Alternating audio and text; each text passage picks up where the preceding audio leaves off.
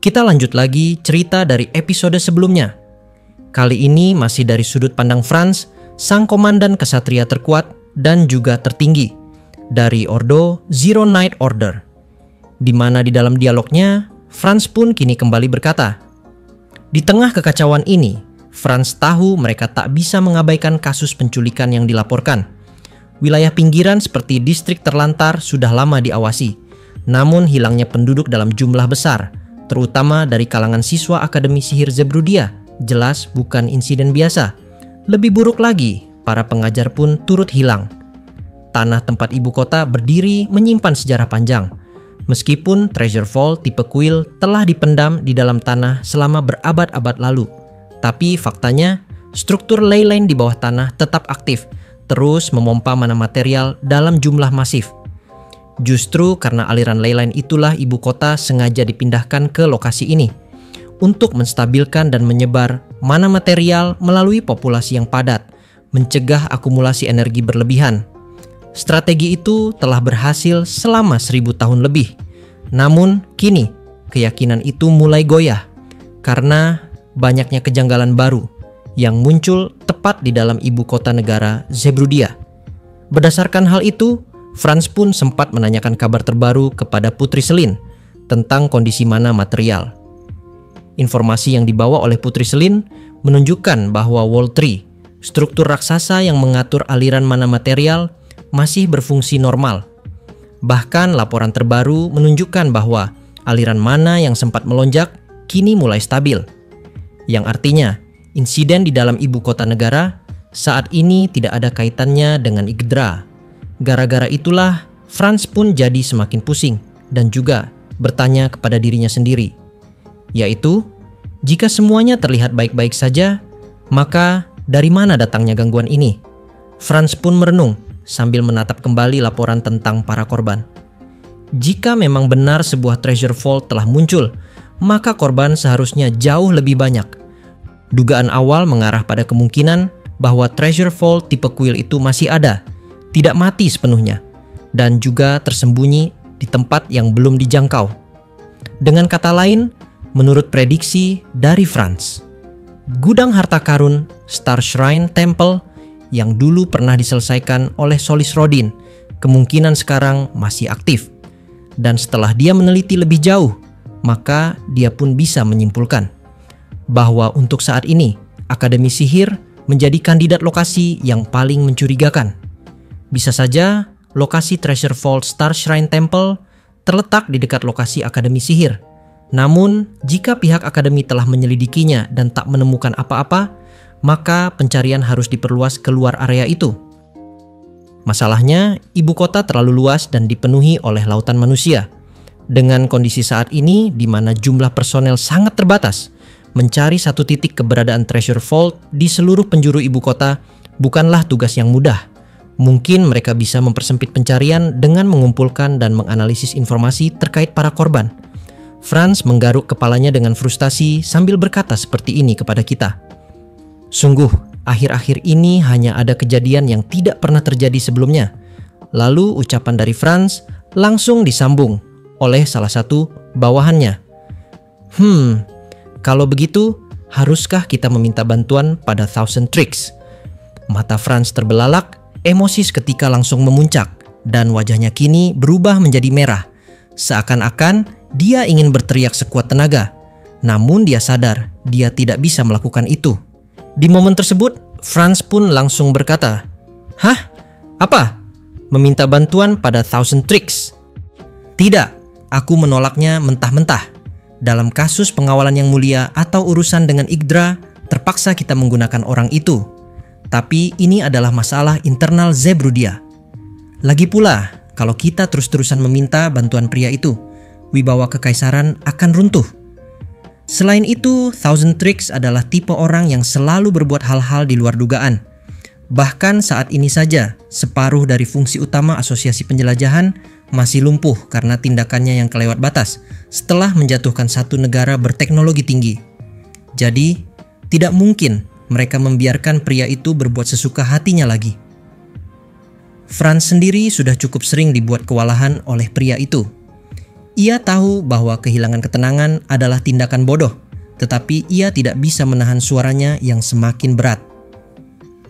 Franz pun berkata lagi, ditambah, pria itu saat ini sedang menjalani hukuman skorsing. Bagaimanapun juga, kita harus menyelesaikan masalah ini dengan kekuatan kekaisaran sendiri. Mengerti? Zerbrudia adalah kekaisaran besar. Memang, ia harus mengakui bahwa keahlian Thousand Tricks berada di luar batas kewajaran. Tetapi dengan mengumpulkan kekuatan dari berbagai departemen dan para ahli, mereka pasti bisa mengungkap penyebab insiden ini dan menyelesaikannya, walaupun tanpa meminta bantuan kepada sang Thousand Tricks. Ketika Franz mengucapkan itu dengan mantap, bawahannya tidak segera pergi. Wajahnya tampak ragu, namun akhirnya ia memutuskan untuk menyampaikan satu hal lagi, laporan tambahan yang baru saja dikonfirmasi. Tatapannya serius, menyiratkan bahwa informasi ini tidak bisa ditunda. Salah satu anggota Zero Night Order dilaporkan termasuk dalam daftar korban. Mendengar itu, Franz segera memicingkan mata, dahi mengernyit. Sebagai komandan dari Ordo Ksatria Elit dengan jumlah terbatas, ia menghafal satu persatu nama dan wajah anggotanya. Jika ada yang menghilang, ia seharusnya langsung tahu. Tapi tidak kali ini. Tangannya menyilang di dada, pikirannya berputar cepat. Lalu nama itu disebut, Hugh Legrand. Hugh, seorang pria muda dengan catatan prestasi cemerlang, lulusan terbaik dari Akademi Ksatria, penuh ambisi, terkadang terlalu percaya diri. Namun tak diragukan lagi, ia adalah ksatria sejati. Ia bergabung dengan Guard Night Order dan sempat terlibat dalam insiden besar terkait ramalan masa lalu. Saat itu, ia sendiri yang memutuskan untuk menemui Thousand Tricks demi mencari jawaban. Dan ia kembali sebagai pria yang gagal. Atau lebih tepatnya, sebagai korban dari permainan rumit pria itu.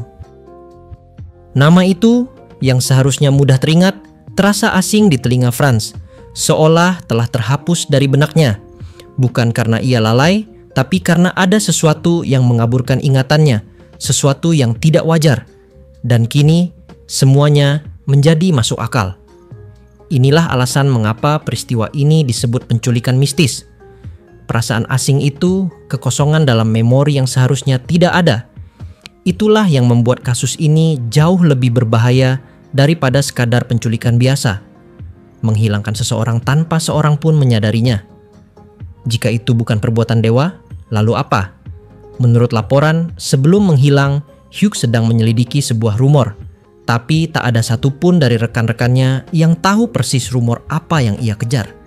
Jejaknya hilang, tidak hanya secara fisik, tapi juga dari ingatan banyak orang. Dan bagi Franz, ini bukan hanya pukulan terhadap tugasnya sebagai komandan, tapi juga ancaman terhadap realitas itu sendiri. Kalau kalian lupa, maka kami akan ingatkan lagi dalam satu kalimat singkat saja. Ingatkan, dulu ada satu orang ksatria yang telah menjadi murid baru dari Krai. Yap, bener banget, ksatria itu adalah Hugh Legrand.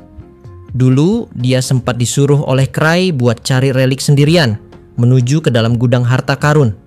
Nah, karena misi pertamanya berhasil, Krai pun akhirnya malah memanfaatkan Hugh Legrand untuk dapat mengerjakan misi selanjutnya, yaitu sebuah misi untuk dapat mencari relik dengan tipe kutukan.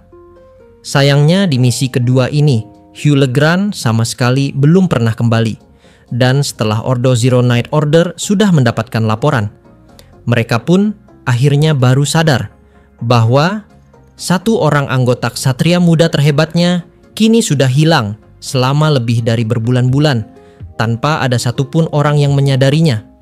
Kalau kalian masih lupa, maka penjelasan ini lebih simpel lagi. Hugh Legrand adalah orang yang membawa relik kutukan Ratu Shero tepat ke dalam markas dari klan First Steps. Nah, cerita dari sudut pandang Franz sudah selesai. Selanjutnya, balik ke dalam cerita dari sudut pandang Krai lagi. Hari-hari dalam masa skorsing ternyata jauh lebih menyenangkan dari yang dibayangkan. Tidak ada permintaan darurat yang tiba-tiba muncul. Tidak ada pesan marah-marah dari Garg. Dan yang ada hanyalah ketenangan yang mengalir lembut di ruang klan master. Bagi sebagian orang, Larangan keluar ruangan mungkin terasa menyesakkan, bahkan seperti hukuman. Namun bagi dirinya, justru sebaliknya. Dengan jaminan finansial yang terjamin, hidup yang serba tenang seperti ini hampir terasa seperti tujuan akhir yang selama ini ia cari. Satu-satunya hal yang membuatnya agak tidak enak hati hanyalah kenyataan bahwa ia benar-benar tidak boleh keluar, sehingga selalu ada orang yang harus repot mengantarkan makanan setiap kali ia ingin makan. Rasa bersalah itu muncul, tapi tidak pernah benar-benar mengganggu kenyamanan hidupnya. Dari cerita Eva, ia tahu bahwa orang-orang dari kekaisaran maupun asosiasi penjelajahan sering datang hanya untuk memastikan bahwa dirinya benar-benar berada di dalam ruangan. Pekerjaan yang merepotkan, tapi tetap saja rutin dilakukan. Ia pun sempat bertanya-tanya, apakah ini benar-benar skorsing? Atau jangan-jangan justru penjara yang dibungkus dengan nama yang lebih halus? Meskipun begitu, batas gerak yang ia miliki sebenarnya sudah cukup untuk menjalani hidup dengan nyaman. Ruang klan master, kamar pribadinya, dan tentu saja tubuh Mimik-kun. Semua itu sudah lebih dari cukup. Namun, tetap saja ada rasa hampa yang tak bisa dihindari. Ia teringat kamar kode yang penuh dengan fitur-fitur canggih yang bisa membuat hidup jauh lebih berwarna. Mungkin, pikirnya, perasaan inilah yang dulu dialami seorang tuan putri yang dikurung di dalam kamarnya. Kesepian yang terbungkus dalam kenyamanan. Untungnya, ia tidak benar-benar sendirian. Teman-teman masa kecilnya sering datang berkunjung tanpa alasan jelas, hanya untuk mengisi suasana. Eva pun selalu hadir setiap pagi, membawa koran dan majalah sebagai jendela informasi dari dunia luar. Sayangnya, belakangan ini ia tidak berminat untuk membaca berita. Reliknya pun baru saja selesai dibersihkan, sehingga tak ada lagi alasan untuk sibuk. Menguap panjang, ia mulai berpikir untuk tidur siang. Namun matanya tertumbuk pada sebuah majalah yang baru saja dibawa Eva. Majalah bulanan Lost In. Majalah ini terkenal dengan kumpulan gosip, cerita mistis, hingga rumor-rumor absurd yang sulit dipercaya. Meskipun isinya seringkali dipandang remeh, justru dari sinilah nama Lost In tumbuh besar, membuatnya menjadi legenda urban yang tak pernah sepi dari perbincangan. Ada pula majalah lain bernama Bulanan Yggdra. Meski kabarnya majalah itu sudah lama dibubarkan setelah mendapat protes keras dari kaum spirit noble. Dengan setengah hati, ia mulai membuka lembar demi lembar. Isinya sebagian besar membahas tentang Yggdra. Dahulu, sebelum kedatangan Selene ke ibu kota, kota itu hanyalah sebuah legenda. Namun kini, Yggdra telah menjelma menjadi berita utama, bahkan muncul dalam kolom-kolom koran resmi. Sebuah ironi yang membingungkan. Majalah gosip yang biasanya hanya menulis kabar angin, kini mengisi halaman-halamannya dengan sesuatu yang nyata. Ia pun sempat berpikir, mungkinkah rumor-rumor lain yang tidak jelas itu juga menyimpan kebenaran? Dunia ini sudah terlalu sering memperlihatkan hal-hal yang melampaui akal sehat, jadi kemungkinan itu tidak bisa sepenuhnya ditolak. Namun, begitu ia kembali menelusuri isi majalah itu lebih dalam, rasa ingin tahu berubah menjadi gelengan kepala. Sama seperti biasanya, tulisan-tulisan di Lost In tetap saja ngawur, penuh bualan yang terlalu liar untuk dipercaya. Di salah satu halaman tengah majalah itu, terdapat sebuah artikel dengan judul besar yang dicetak tebal. Si manusia lemah yang tak bisa mati, misteri keberuntungan Cry. Artikel itu diawali dengan kisah sederhana. Konon, ada seorang pria bernama Cry yang disebut-sebut sebagai salah satu manusia paling lemah di antara para petualang. Tubuhnya ringkih, kemampuannya biasa saja, dan menurut banyak orang, ia sama sekali tidak pantas berada di garis depan. Namun, anehnya, justru pria ini selalu berhasil selamat dari situasi paling mustahil. Banyak cerita yang dikumpulkan majalah itu terdengar terlalu kebetulan untuk masuk akal. Misalnya, ada rumor bahwa ketika sebuah golem raksasa mengamuk di dalam dungeon, Cry yang sedang panik berlari tanpa tujuan malah tersandung batu dan jatuh, tepat ke sebuah tuas rahasia yang mematikan seluruh mekanisme pertahanan golem tersebut. Semua orang mengira itu strategi jenius, padahal kenyataannya hanyalah kecelakaan konyol. Rumor lain bercerita bahwa Cry pernah diserang oleh pasukan bandit. Tidak punya keterampilan bertarung, ia hanya bisa berlari sekencang-kencangnya. Tapi di tengah kepanikan, ia salah ambil jalan dan justru menabrak gudang mesiu yang disembunyikan para bandit. Ledakan besar pun terjadi, meluluh lantakkan markas musuh. Cry selamat dengan tubuh yang utuh, tanpa ada satupun luka goresan serta luka bakar di tubuhnya. Gara-gara itulah, semua orang di Zerbrudia jadi semakin penasaran. Kenapa Cry tidak pernah terluka sama sekali? Cerita-cerita seperti itu akhirnya melahirkan salah satu rumor paling absurd yang kini ramai dibicarakan. Menurut gosip, Cry sebenarnya adalah manusia terkutuk yang tidak bisa mati.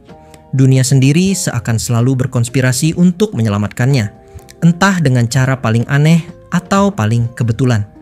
Beberapa pembaca majalah bahkan mengaku bahwa setiap kali Cry gagal, justru dari kegagalan itu lahirlah keberhasilan besar yang tak terduga. Seperti ketika ia hampir tenggelam saat berenang, bukannya mati, ia malah menemukan jalur rahasia dungeon bawah air. Atau saat ia tersandung di jalan desa, bukannya malu, ia malah menyingkap jebakan racun yang tadinya akan membunuh semua orang di sana.